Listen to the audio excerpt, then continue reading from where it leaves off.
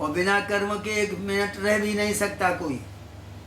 तो कर्म स्वतंत्र मनमानी करने से यह संसार मायामय में बंधा हुआ है। सब स्वतंत्र कर्म कर रहे हैं, शास्त्र का किसी के साथ कोई संबंध नहीं। लेकिन परंपरा इस प्रकार की रही है कि सहजज्ञा प्रजा सृष्टा पुरोवाच प्रजापति ही, ब्रह्मा ने ही जब सृष्टि पैदा किया तो उसके साथ ही कर्म को पैदा किया, यज्ञों को। उन यज्ञों का फल है परमात्मा की प्राप्ति, उन यज्ञों का फल है धन की प्राप्ति, संतान की प्राप्ति। ये सब यज्ञ ही हैं। तो प्रजापति ने, भगवान ब्रह्मा ने यज्ञ को सृष्टि के साथ ही साथ पैदा किया। सृष्टि आई तो वो किस तरह से संसार में रहेगी, कैसे उसको उठना बैठना चलना चाहिए, ये इसके लिए शास्त्र बना। और यदि उनमें से कमी हो रही है तो सहायता प्राप्त करने के लिए आप भगवान की आराधना करो, यजन करो। यही आराधना कामधेनु हो जाएगी और आपकी सारी इच्छाओं की पूर्ति होगी। देवान् भावयतानेन ते देवा भावयन्तु वः परस्परं भावयन्ता श्रेया परमवाप्सतो। इस यज्ञ से तुम देवताओं को तृप्त करो, यानी इस देवता की, भगवान शंकर की उपासना, गणेश की उपासना, दुर्गा की उपासना, ये जितनी उपासना करोगे, इनको तुम फल फूल अक्षत समर्पित करोगे तो वे देवता तुमको भी तृप्त करेंगे। जो इच्छा करोगे वो तुमको देंगे। तुम उनकी आराधना करके उनको फल फूल अक्षत दो और वो तुम्हारा कल्याण करेंगे। देवान् भावयतानेन ते देवा भावयन्तु वः परस्परं भावयन्ता श्रेया परमवाप्सतो। इस प्रकार परस्पर तृप्त करते हुए तुम परम कल्याण को प्राप्त करोगे। तुम देवताओं की पूजा पाठ करो, उनको फल फूल वस्तु अर्पण करो, मंदिर बनाओ, मंदिर में अपनी संपत्ति को समर्पित कर दो, अपनी सेवाएं समर्पित कर दो, और बहुत सी जो वस्तुएं तुम्हें उपलब्ध होती हैं अपने पुरुषार्थ से, वे उनको अर्पण करो। वो देवता तुमको उल्टा पुरुषार्थ देंगे, धन देंगे, संसार देंगे।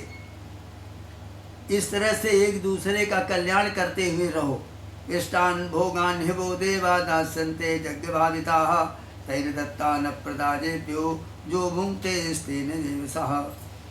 यज्ञ में जितना भोजन आप करते हैं वो भगवान को अर्पण करो। यदि नहीं करते हो तो पाप कर रहे हो।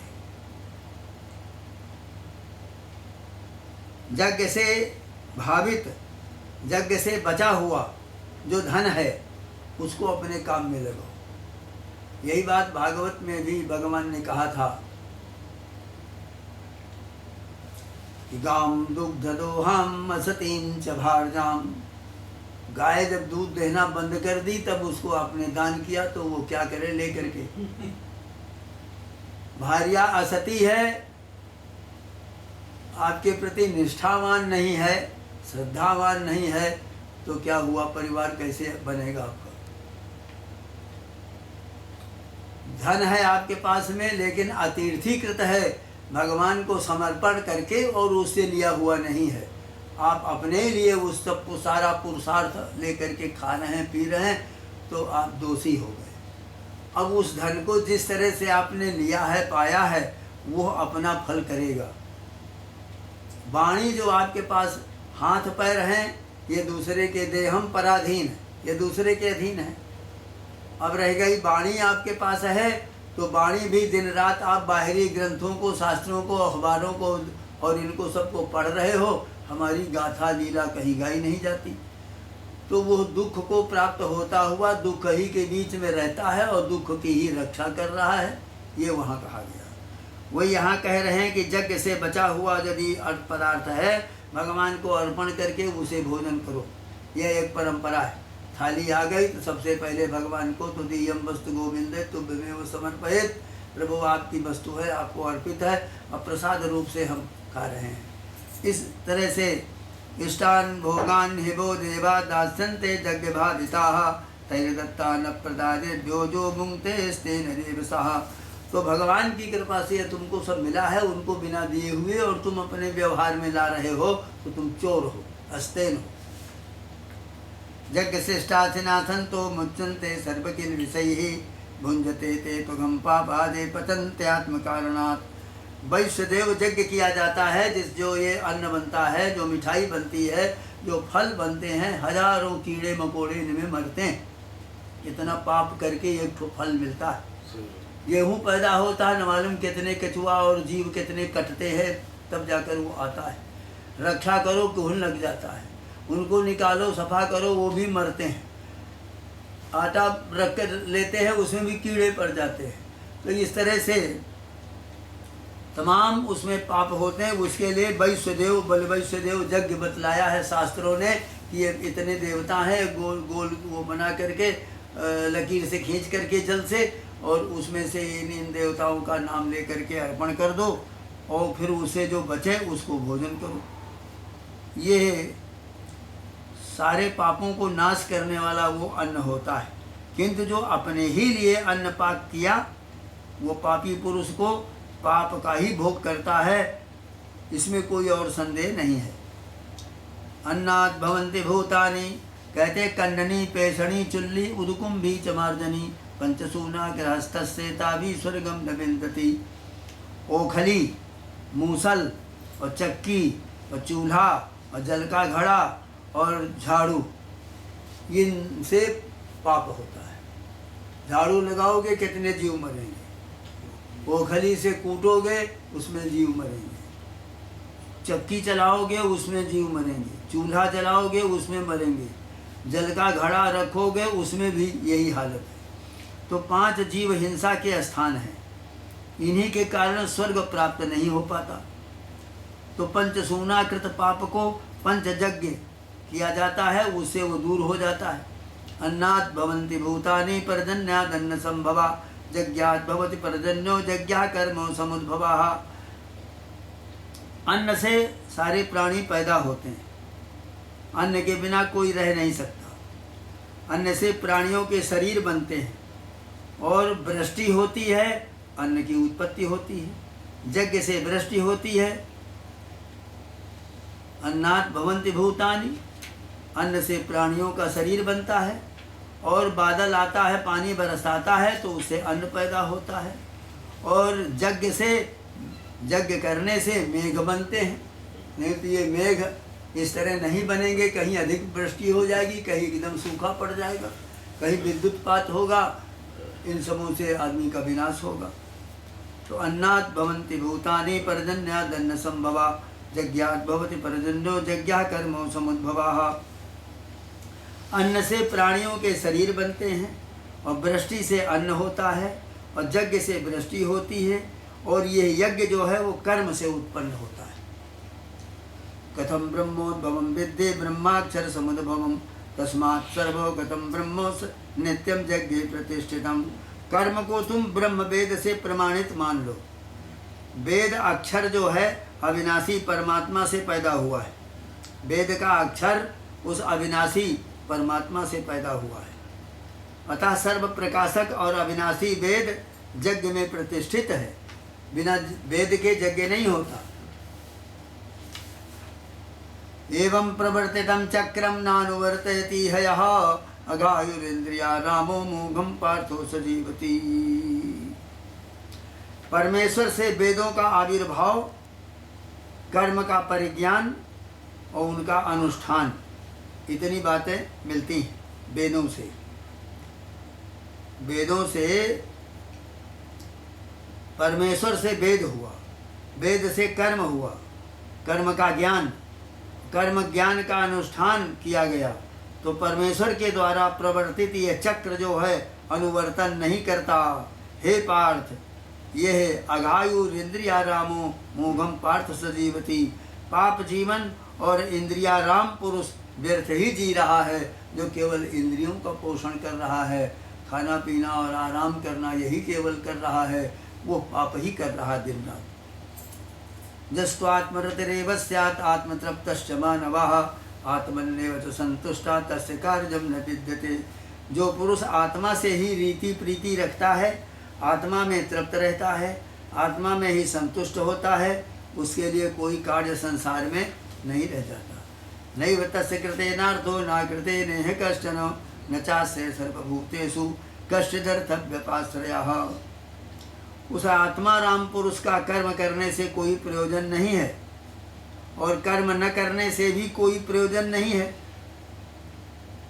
आत्मा राम जो है उसे कर्म करने के लिए कोई ज़रूरत तो उसकी कोई है नहीं, और कर्म न करने से भी कोई प्रयोजन नहीं है, क्योंकि ब्रह्मा से लेकर अस्थावर पहाड़ वृक्ष पर्यंत भूतों में किसी से भी उसका कोई प्रयोजन संबंध नहीं रहता।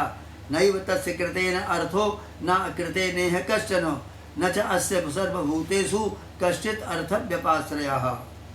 उस आत्मा राम जो होता है उसका किसी से कोई मतलब नहीं होता, न कर्म करे चाहे न करे।